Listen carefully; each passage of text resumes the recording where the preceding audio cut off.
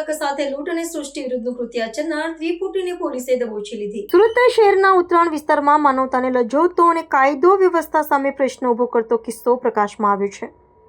એક રિક્ષા ચાલકને મુસાફરના સ્વાંગમાં છેતરી નિર્જન સ્થળે લઈ જઈ લૂંટ ચલાવ્યા બાદ તેની સાથે સૃષ્ટિ વિરુદ્ધનું કૃત્ય આચરવાની અત્યંત ઘૃણાસ્પદ ઘટના બની હતી। આ ગંભીર અપરાધમાં સંડોવાયેલા બે સગા ભાઈઓ અને એક સગીર વયના કિશોર સહિત 3 આરોપીઓની સુરત પોલીસે ગણતરીના કલાકોમાં ધરપકડ કરી છે। પોલીસે આ ઘટનાને ગંભીરતાથી લઈ ત્વરિત કાર્યવાહી હાથ ધરી હતી। પોલીસ તપાસમાં બહાર આવેલી ચોંકાવનારી વિગત અનુસાર આરોપીઓ વિજય દેવી પૂજક અને અર્જુન દેવી પૂજકે એક કિશોર સાથે મળીને આ પૂર્વાયોજિત કાવતરું ઘડ્યું હતું। આ નરાધમોએ રિક્ષા ચાલકને ડરાવી ધમકાવી તેની પાસેથી ₹21,000ની રોકડ રકમની લૂંટ ચલાવી હતી। લૂંટથી સંતોષ ન માનતા તેમણે પીડિત સાથે બળજબરીપૂર્વક સૃષ્ટિ વિરુદ્ધનું કૃત્ય આચર્યું હતું અને ભવિષ્યમાં તેને બ્લેકમેલ કરવાના ઈરાદે મોબાઈલ ફોનમાં આ સમગ્ર ઘટનાનું ચિત્રીકરણ પણ કરી લીધું હતું, જેથી પીડિત પોલીસ ફરિયાદ કરતા અચકાઈ। આ સંવેદનશીલ બનાવની જાણ થતાં જ પોલીસ તંત્ર હરકતમાં આવ્યું હતું અને આશરે 40 જેટલા પોલીસ કર્મીઓની વિવિધ ટુકડીઓ બનાવી તપાસનો ધમધમાટ શરૂ કર્યો હતો। ટેકનિકલ સર્વેલન્સ અને સીસીટીવી ફૂટેજના આધારે 36 કલાક સુધી ચાલેલી સતત તપાસ બાદ પોલીસે ત્રણેય આરોપીઓને ઝડપી પાડવામાં સફળતા મેળવી હતી। પોલીસની પ્રાથમિક પૂછપરછમાં સામે આવ્યું છે કે ઝડપાયેલા બંને ભાઈઓ રીઢા ગુનેગાર છે અને અગાઉ પણ ચોરી તથા લૂંટ જેવા અનેક ગુનાઓમાં સંડોવાયેલા છે।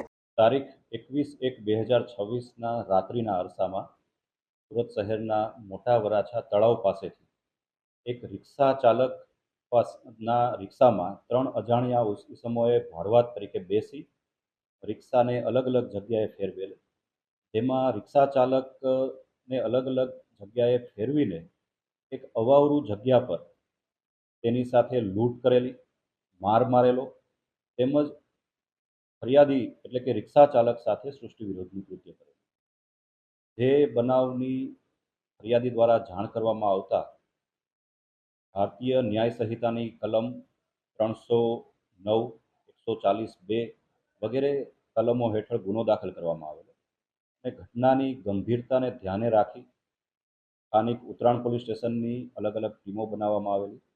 આ સાથે ઝોન 5 LCBની પણ ટીમ બનાવવામાં આવેલી અને અજાણ્યા ઈસમો કે જેણે આ કૃત્ય કરેલ છે તેની ઓળખાણ કરવા તેમજ તેને એરેસ્ટ કરવા માટેના વિવિધ પ્રયત્નો હાથ ધરવામાં આવેલ।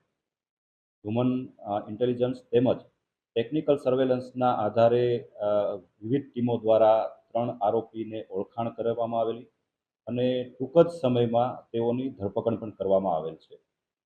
3 ઈસમો પૈકી એક કાયદાના સંઘર્ષમાં આવેલ કિશોર છે, તેને જે બોર્ડ તરફ મોકલી આપવામાં આવેલ છે।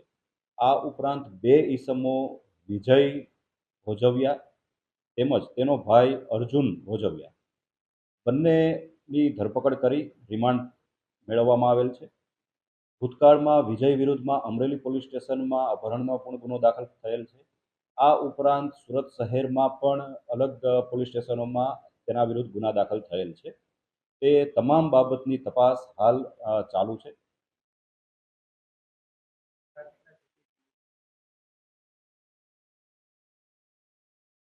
સમગ્ર ઘટનાની જાણ થતાં સુરત શહેર પોલીસના જે પોલીસ કંટ્રોલ રૂમમાં લગાવવામાં આવેલ કમાન્ડ એન્ડ કંટ્રોલ સેન્ટરમાં તમામ સીસીટીવી ફૂટેજ મેળવવાની કાર્યવાહી હાથ ધરવામાં આવેલ।